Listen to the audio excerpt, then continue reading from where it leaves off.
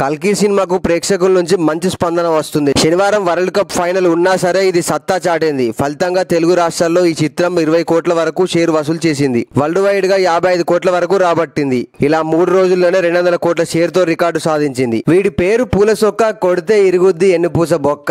ఏదో ఒక రోజు ఈ టమాటాలు పగిలిపోవడం ఖాయం, వీడివి పుచ్చిపోయిన టమాటాలు అని సోషల్ మీడియాలో రకరకాల కామెంట్ చేస్తున్నారు. ఎందుకంటే ఇతను రీసెంట్ గా కల్కి మూవీ గురించి నెగిటివ్ గా రివ్యూ ఇచ్చాడు. దీనిపై ప్రభాస్ ఫ్యాన్స్ మండిపడుతున్నారు. ఆ కోపంతో 6,38,000 నుండి 6 లక్షల వరకు సబ్స్క్రైబర్స్ డౌన్ అయిపోయారు. అంటే దాదాపు 38,000 మంది అన్సబ్స్క్రైబ్ చేశారు.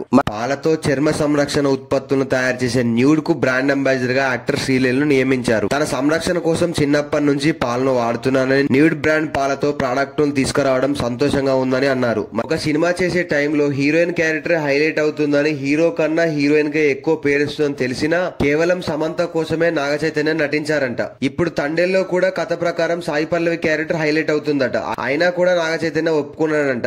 హీరోయిన్స్ కి షూటింగ్ టైంలో పీరియడ్స్ వస్తే ఎలా మేనేజ్ చేస్తారన్న అనుమానం అందరిలోనూ ఉంటుంది. దీనిపై సాయి పల్లవి గారు క్లారిటీ ఇస్తూ, పీరియడ్స్ టైంలో డాన్స్ చేయడం చాలా అన్కంఫర్టబుల్ గా ఉంటుంది. చాలా సినిమాలో పీరియడ్స్ టైంలోనే నేను డాన్స్ చేశాను. కొన్ని సిచ్యువేషన్స్ ను పక్కకు పెట్టి మనం ముందుకు వెళ్ళక తప్పదు. శ్యామ్ సింగరాయ్ మూవీలో నాట్యంతో కూడిన సాంగ్ కూడా పీరియడ్స్ టైంలోనే చేశానని చెప్పింది. విపరీతమైన కడుపు నొప్పి ఉన్నా కూడా ఆ సాంగ్ కంప్లీట్ చేశానని చెప్పింది. మరి నాగ చైతన్యతో ఏమాయ చేసేవే సినిమాలో నటించింది సమంత. ఆ టైంలోనే చైతుతో ఫ్రెండ్షిప్ అయ్యి ఆ తర్వాత ప్రేమగా మారింది. ఆ సినిమా షూటింగ్ జరిగే టైంలోనే మీడియాతో మాట్లాడిన శ్యామ్ నాగ చైతన్యకు రేటింగ్ ఇచ్చింది. రొమాన్స్ లో కార్తిక్ క్యారెక్టర్ కి 10 మార్కులు ఇచ్చింది. కింగ్ ఆఫ్ రొమాన్స్ అంటూ పొగిడింది కూడా. తెలుగు ఆడియన్స్ నన్ను ఆదరించిన తీరుకు ఫిదా అయ్యానని ఆనందం వ్యక్తం చేశారు రాశి ఖన్నా. టాలీవుడ్ యంగ్ హీరో నాగశౌర్య గారు హీరోగా యాక్ట్ చేసిన ఊహలు గుసగుసలాడే సినిమాతో తెలుగు తెరకు పరిచయం అయింది ఈ ముద్దుగుమ్మ. తక్కువ టైంలోనే ఎక్కువ క్రేజ్ ను సంపాదించుకొని టాలీవుడ్ స్టార్ హీరోలతో నటించే అవకాశం సొంతం చేసుకుంది. Present Bollywood star Deepika Padukone pregnant అనే విషయం అందరికీ తెలిసిందే. రీసెంట్ గా ఆమె కల్కి ప్రీ రిలీజ్ ఈవెంట్ కు హై హీల్స్ వేసుకుని వచ్చింది. అయితే చాలా మంది నెటిజన్లు ఆ ఫోటోలు చూసి కడుపుతో ఉండి హీల్స్ వేసుకుంటావా అంటూ దీపికను ట్రోల్స్ చేస్తున్నారు. మరి ఈ ఇద్దరి మధ్య గ్యాప్ రావడానికి కారణం ఒక సినిమా అనే గుసగుసలు వినిపిస్తున్నాయి.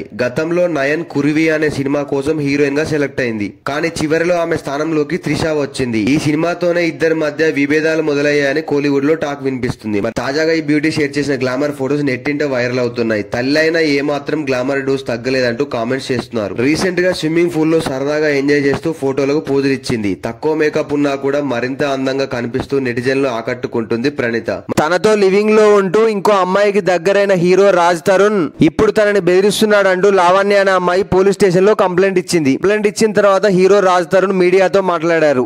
సోషల్ మీడియాలో పరిచయమైన లావణ్య హైదరాబాద్ కు వచ్చినప్పుడు దగ్గరైందని, వాళ్ళిద్దరూ లివింగ్ లో ఉన్న మాట వాస్తవమేనని చెప్పాడు. కానీ గతంలో ఆమె డ్రగ్స్ తో పట్టుబడి అరెస్ట్ అయిందని, ఆమెను కేసులో ఇరికించినట్లు వస్తున్న ఆరోపణలో నిజం లేదని, వాళ్ళిద్దరూ పెళ్లి చేసుకోబోతున్న మాటలు అబద్ధమేనని అన్నాడు. ఇప్పటి వరకు ఏ సినిమాకైనా 1 కోటి నుంచి 2 కోట్ల మధ్య రెమ్యునరేషన్ తీసుకునే సాయి పల్లవి బంపర్ ఆఫర్ కొట్టేశారు. బాలీవుడ్ మేకర్స్ నితీష్ తివారీ తెరకెక్కించే big pan Indian film Ramayanam cinema కోసం ఏకంగా 75 కోట్ల రెమ్యునరేషన్ అందుకుంటుందంటే ఈ బ్యూటీ. మరి దీని గురించి మీరేమనుకుంటున్నారో కామెంట్ చేయండి. అండ్ మరిన్ని అప్డేట్స్ కోసం మన ఛానల్ ఒక సబ్స్క్రైబ్ కొట్టండి.